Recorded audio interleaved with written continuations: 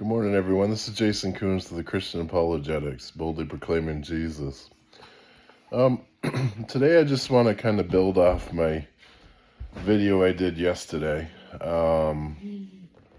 It was on Jelly Roll and his Grammy acceptance speech, and more importantly, the platform that singers are given and things like that. And as we all know, the Super Bowl is this Sunday. And there's a lot of debate on athletes and playing on Sunday and things like that. And that's not even where I really want to go today. But I was just listening to a video of Drake Maye, and he's the quarterback of the Patriots, who's been very successful in his short career. And I'm excited to see where his career goes. But I was watching his video how he was asked questions about his faith in Jesus Christ, and he's very unashamedly a Christian. He presents himself as a Christian. The way he handles things, he's very humble. You don't see him yelling, screaming, swearing, or doing anything like that. He seems faithful to his wife. He seems to be a young man that follows Christ from what I've seen so far, because many will say they follow Christ, and sometimes their actions don't always align to it. And it left me thinking about the whole debate on, Super Bowl and football, and how maybe God could use that platform. And I don't want to get into the argument of being in church on Sundays and things like that, because obviously he's preparing for a football game. But I wanted, the bigger question in my mind is, would God use a platform such as this to reach people?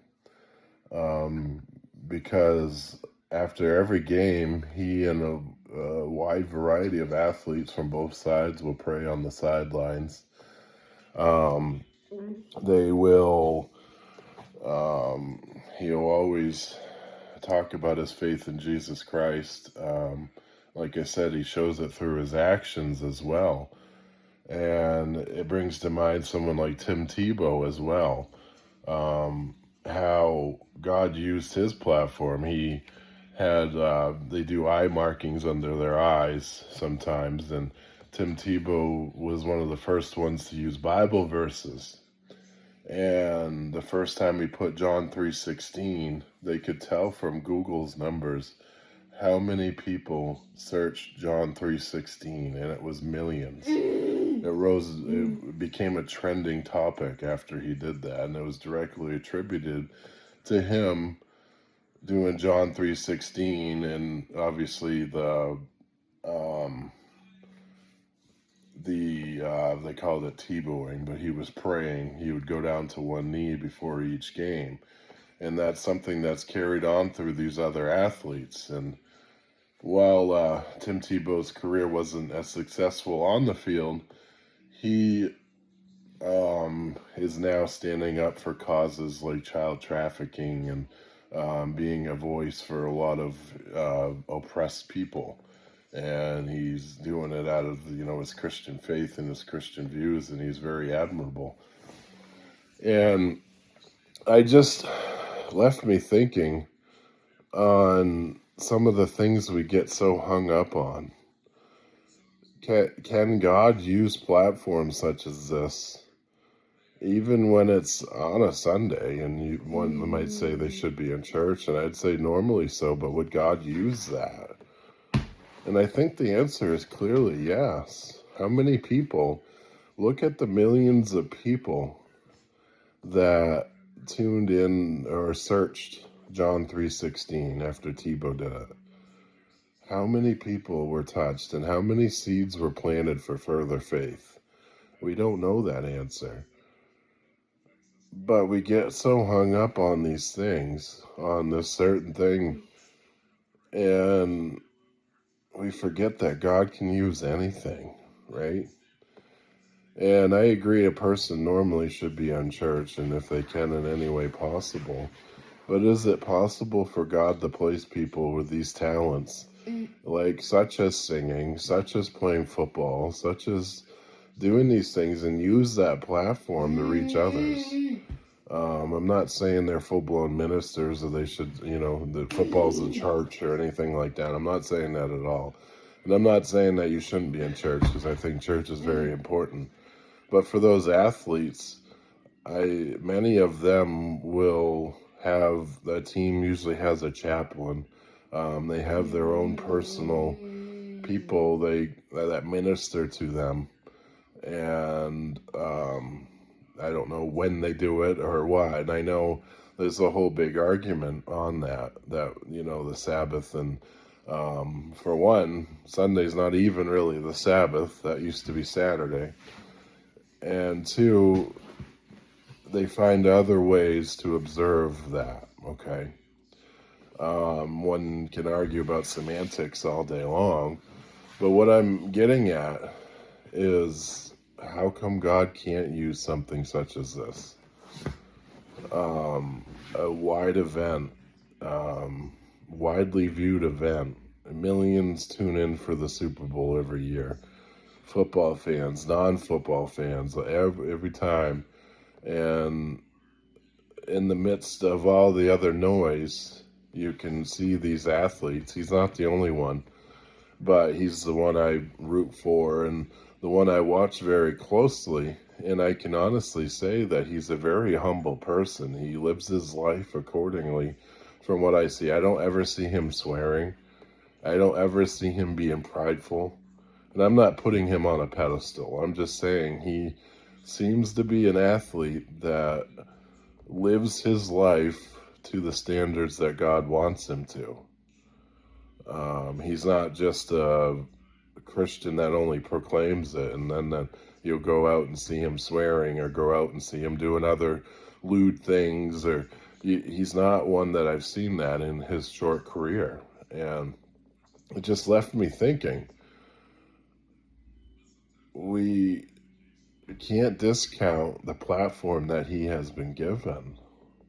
He's on the Super Bowl stage right now proclaiming his faith in Jesus, how everything he has is owed to Jesus, and that even football is secondary to Jesus. How come God could not use this platform? Let's not get so hung up on these things. And this is coming from a person who very much believes in church. I want to be a pastor. I want to... And I'm one that even believes that you shouldn't have Super Bowl parties in place of church. You shouldn't miss church because of Super Bowl. I'm one that very much holds those conservative values on things. I'm not one that is saying, oh, have a Super Bowl party in place of church. No, I don't believe that.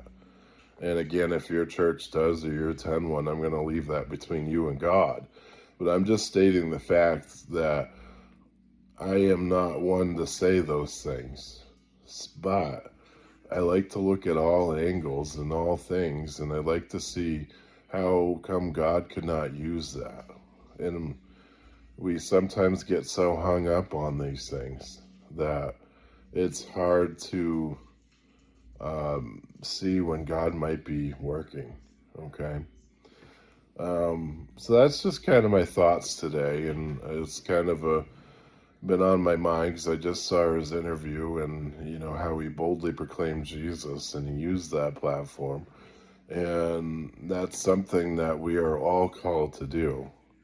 We are all called to be bold, and we can get there and get hung up in saying, well, he's playing football on a Sunday, or we can look to and use his example of his boldness to boldly proclaim Jesus to millions of people that might watch that interview, or millions of people that might watch those football players go around the center of the field, kneel and pray for the country, for themselves, for everyone.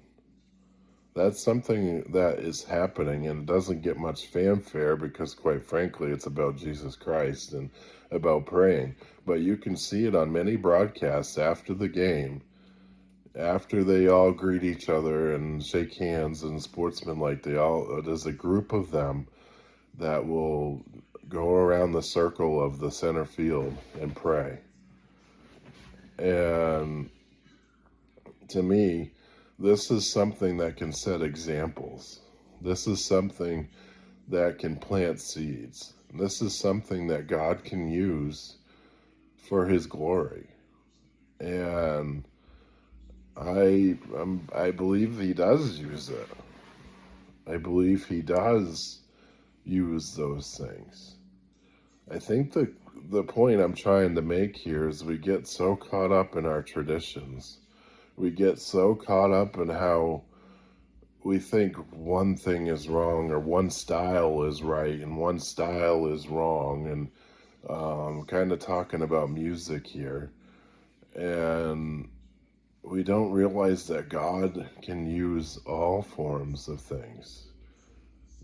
The whole old versus new and things like that is still a big argument in a lot of cases. And I believe God uses both. As long as that song is biblical, its foundation is biblical, it has doctrine, because I believe even songs should not be wrong doctrine. If it glorifies Jesus Christ, why can't God use it? Why do we get so caught up in these things? God can use all things for his glory. God can use all things, old and new. And I'm just saying this video really is the not get so caught up in our own pathway, our own style.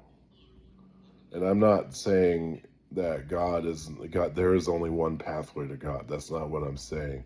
But we get so caught up in our church's way of doing things, our way of worshiping, and don't realize that maybe God uses other avenues to reach people, other styles, and other platforms.